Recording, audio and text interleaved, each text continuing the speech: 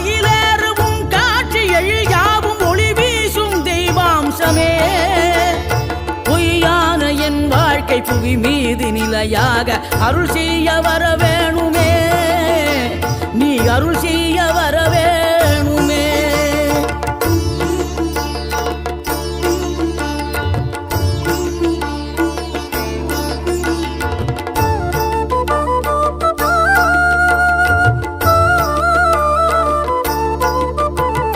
இகழ்தலையும் புகழ்தலையும் ஒரு முகமாய் கருதும்படி செவி உரைத்த முத்து குமரன் நீ வறுமையையும் வளமையையும் சமநிலையை உணரும்படி மதி கொடுத்த செல்வ குமரன்